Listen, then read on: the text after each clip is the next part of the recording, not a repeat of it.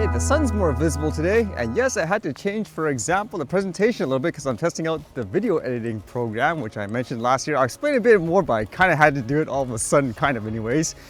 But with that in mind, what did I read today?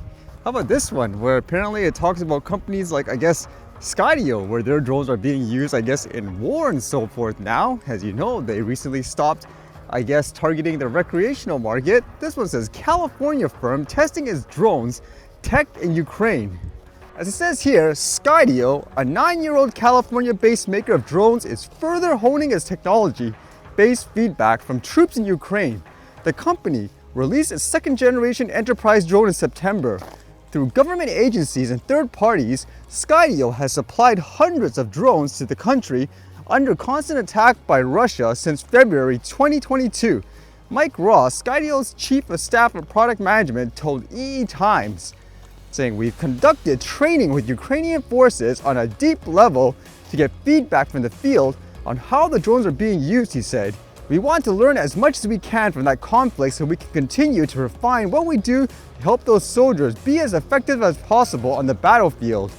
Electronic warfare and GPS jamming have been deployed in Ukraine, and drones must operate in these GPS-denied conflicts, Ross said.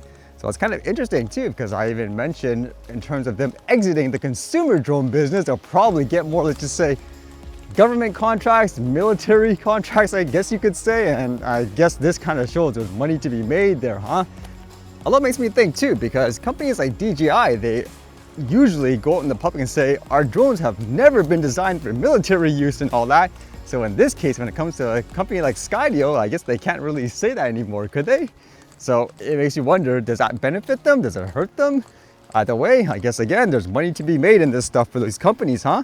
And with that, still a lot of, I guess, officials wanting to use drones. How about this one, where it sounds like they're using it to catch suspects, criminals, whatever you want to say.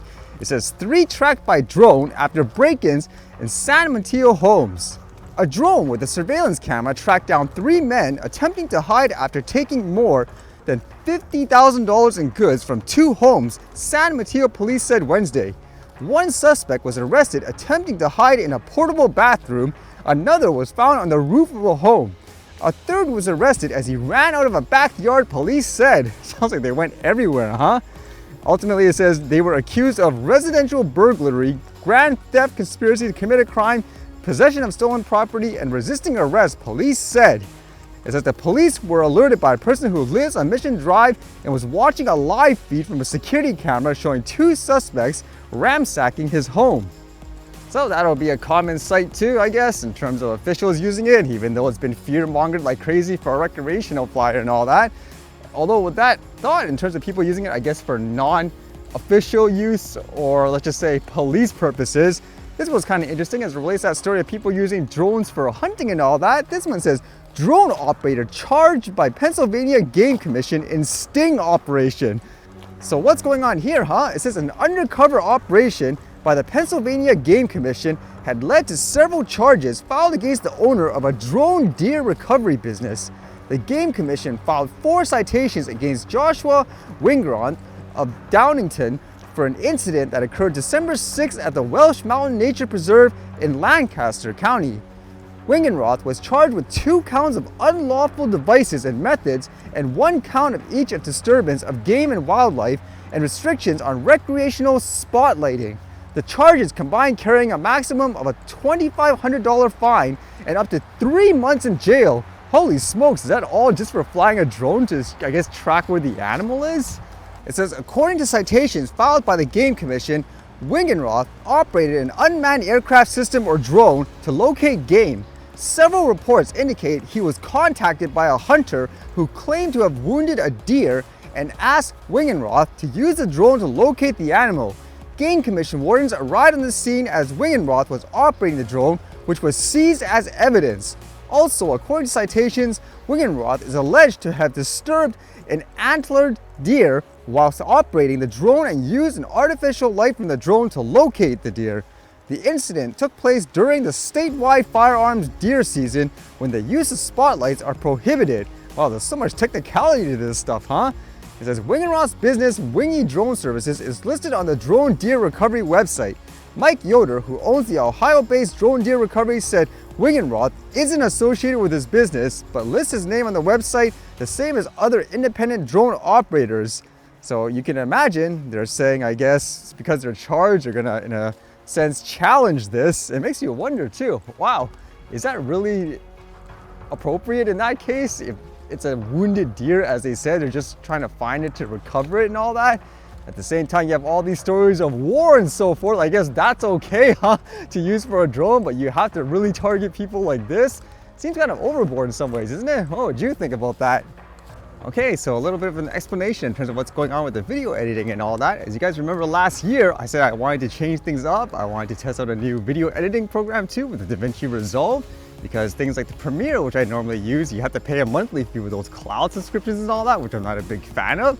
So what I wanted to do was, if you guys remember, I wanted to get my new gear and all that, but it never actually panned out. Like, oh my God, delay after delay. So I've actually been waiting, for example, for that to actually test out some kind of new, I guess, format and all that, but it never arrived. And it's almost the end of the year. And because the subscription's coming up, I'm like, oh, I don't want to renew this for like another year again. So I kind of have to just change over right now, I guess. Otherwise I'll be spending, you know, hundreds of dollars just to renew that. So I'm just testing it out currently. Can anyone guess what it was in terms of the gear that I was trying to get, in terms of what type of gear it was?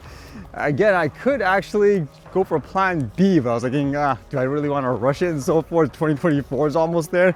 But either way, I have to start it in terms of trying the new editor and all that, and at the same time trying to experiment with things, for example, like the actual presentation and the flow and all that. So at the moment, I'm just kind of experimenting on a day-by-day basis. There's not much time left in the year.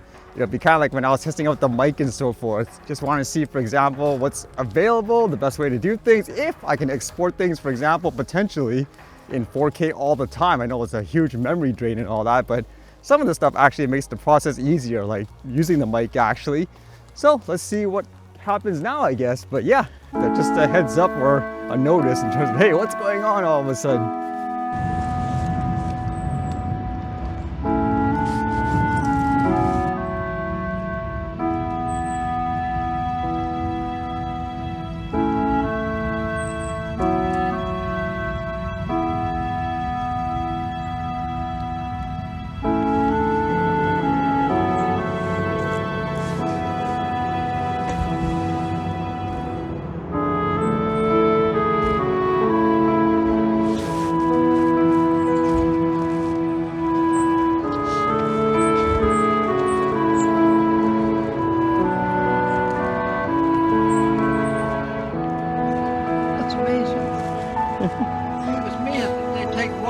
One and then they fly away. Oh yeah?